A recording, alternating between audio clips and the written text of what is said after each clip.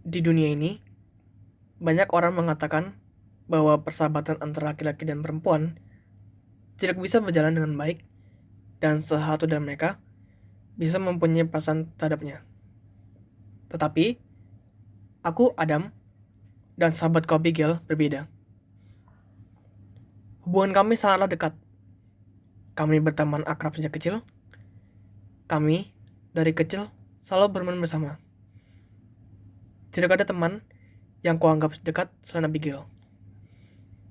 Hingga pada masa SMP, saat hari Valentine di sekolah, Abigail menyatakan rasanya kepadaku. Dam, kita bisa bicara sebentar nggak? Ucap Abigail dengan suara yang lembut. Aku pun terbingung dengan kalimat tersebut. Loh, ada apa nih? Ucap aku sambil memikirkan apa yang terjadi. Lalu Abigail berkata, Sebenarnya, gue selama ini punya perasaan sama lo. aku terkejut dengan pernyataan tersebut, mendengar kata-kata tersebut dari sahabat aku sendiri. Eh, seriusan? Lo bercanda doang kan? Ucap aku dengan suara yang lantang. Abigail perlahan-lahan mendekati aku sambil memegang tanganku. Gue serius. Gue beneran suka sama lo. Ucap Abigail. Gak. Lo pasti bercanda kan? Gak mungkin orang yang gue anggap sahabat sendiri dari kecil suka sama gue. Ini prank kan? Ucap aku yang masih tidak percaya dengan perkataan Abigail. Ya udah, terserah lo percaya atau enggak. Abigail pun meninggalkan aku sendirian. Dan hari itu merupakan hari terakhir aku berbicara dengan dia. Tak disangka, waktu berjalan begitu cepat. Aku sekarang sudah menduduki SMA kelas 10. Aku sampai sekarang sangat menyesal atas pemikiran yang sangat bodoh saat Abigail ucap hal tersebut. Namun itu merupakan suatu kejadian pada masa lalu. Bel istirahat pun berbunyi. Waktu yang tepat untuk beristirahat setelah pelajaran. Aku dan teman-temanku yang lainnya sedang membicarakan soal percintaan. Tak lama kemudian, aku pun melihat sosok wanita cantik. Aku lihat keindahan di matanya. Cahaya yang bersinar seperti matahari terbit. Senyumannya membuka langit mendung. Dan tawanya yang menyenangkan kupu-kupu. Aku tidak pernah melihat wanita secantik dia. Aku pun mencoba untuk mendekati wanita tersebut. Namun, ketika aku mencoba untuk berbicara kepada dia, aku seakan-akan tidak percaya diri. Dia selalu muncul di pandangan mataku saat jam istirahat. Tiap ku pandang wajahnya, semakin cantik kulihatnya. Suatu hari, ketika aku melihat dia sedang berjalan bersama seorang laki-laki, ia terlihat senang bersamanya. Kelihatannya senang banget dia. Gue tetap harus positive thinking, ucapku dalam hati. Aku menganggap kalau laki-laki tersebut adalah saudara atau kakaknya, yang berarti aku tetap memiliki kesempatan untuk mendapatkan hatinya. Langkah pertama adalah untuk mendekati kakaknya tersebut agar dapat direstui. Oke, gue besok harus bisa ngobrol sama kakaknya. Siapa tahu gue bisa jadi dekat sama dia. Ucapku sambil membayangkan apa yang akan terjadi. Keesokan harinya, aku mulai berani dan mulai ngobrol dengan kakaknya. Halo, kenalin, nama gue Adam. Gue boleh jadi teman lo gak? Ucap aku dengan suara yang sedikit gugup. Oh, halo. Boleh kok. Santai aja. Nama gue Jeremy. Salam kenal ya. Waktu demi waktu, pertemanan aku dan Jeremy menjadi sangat dekat. Ketika pulang sekolah, Jeremy selalu mengajak aku ngobrol sementara. Dam, balik dulu ya. Ia ucap. Tetapi, di saat Jeremy ingin pulang, Selalu ada wanita yang aku selalu idam-idamkan. Namun, entah mengapa, Jeremy tidak pernah memperkenalkan dia kepadaku. Mungkin dia tidak mengetahui kalau aku sebenarnya ingin berteman dengan adiknya juga. Mungkin besok bisa gue tanya Jeremy tentang adiknya. Aku berpikir seperti itu.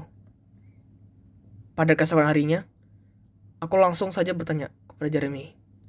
Jer, kira-kira kita bisa ngobrol sebentar gak? Jeremy langsung ucap.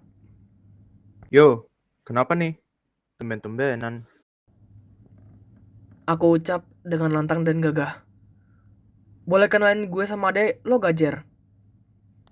Pada saat itu juga, aku melihat muka Jeremy yang terlihat sangat bingung dan terkejut. Lalu ia ucap. Adek? Gue gak punya adek, Dam. Lalu aku menjawab. Jangan bohong lo.